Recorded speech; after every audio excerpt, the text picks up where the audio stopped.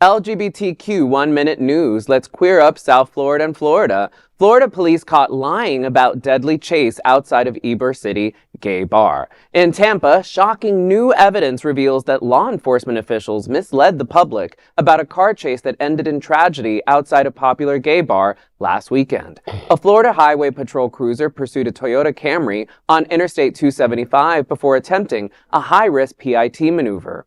Police claim the maneuver happened before Nebraska Avenue and that the chase was called off before reaching Ybor City's busy 7th Avenue. But video from WTSP's news drone and police helicopter recordings tell a different story, showing troopers continued the chase into the heart of the nightlife district, ending just seconds before the car slammed into the outdoor seating area of Bradley's on 7th. 5 people were killed and 13 were injured. The driver, 22-year-old Silas Sampson, now faces 8 felony charges, including 4 counts of vehicular homicide.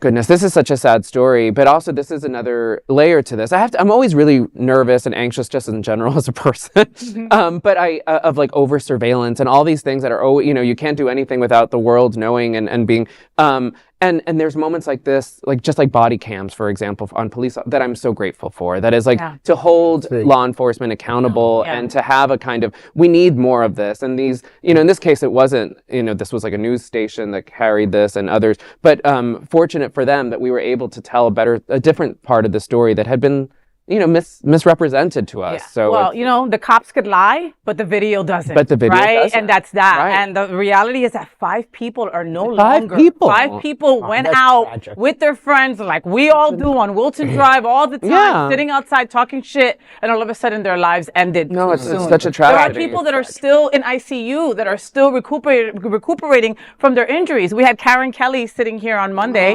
and she is from SCUR and from other organizations. She was at Stone. She used to be part of Stonewall. I love her so much. She's an amazing human. I really do like her.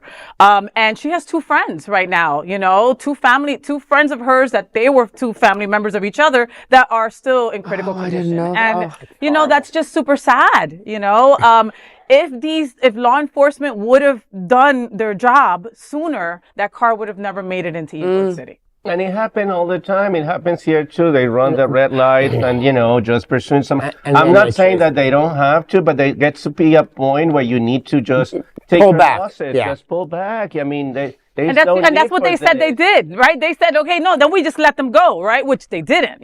Usual protocol is if you can't get them to a certain point to steer them away from where there's more people, you stop the chase. That's it. I just hope the truth comes out, whatever it is. They're still investigating. We can obviously see some things going on the video, but whatever the truth is, let it come out and let those who are responsible be prosecuted for it. Yeah. That is an LGBTQ 1-minute news story. There is no other queer nonprofit media platform like this in the entire world. Support our LGBTQ stories by sharing them and subscribing to Queer News Tonight.